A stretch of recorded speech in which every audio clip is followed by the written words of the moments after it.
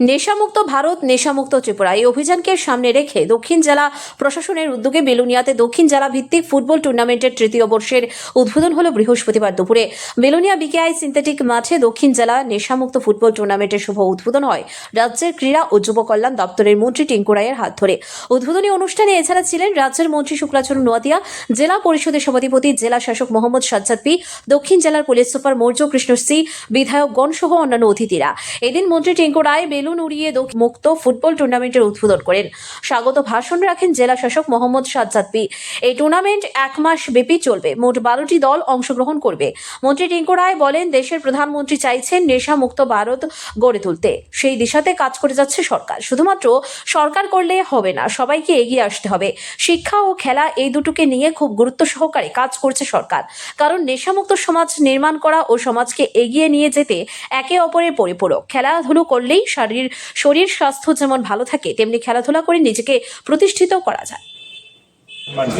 মিডিয়ার বন্ধুরা যারা শুনছেন, যারা আমার ছাত্রছাত্রীরা রয়েছে, যারা আমরা অফিসার্সরা, যারা আমরা মঞ্চে আছি, যারা আমাকে শুনছেন এই মাইকের মধ্যে দিয়ে, আমরা সকলে যেদিন সংকল্প নেব যে আমি নেশা করবো না, তখনই দেখবেন নেশামুক্ত সমাজ নির্মাণ করা সহজ হবে এবং সেটা সার্থক রূপ পাবে।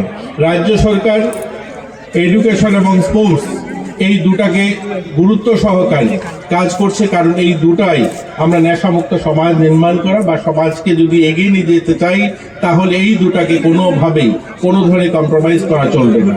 নতুন শিক্ষানীতি এসেছেন, আপনারা সকলেই জানেন 2020।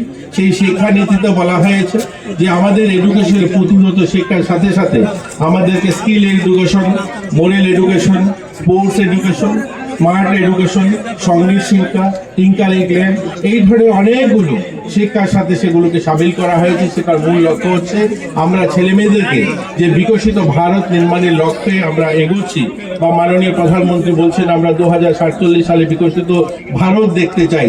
সেই ভারতের স্বরূপ কি হবে, সেই ভারতের নেতৃত্ব কারা দেবে? আজকে যারা মাঠে এই রোদ্রে যারা বসে আছে, তারাই কিন্তু সেদিন এই নেতৃত্ব দেবেন।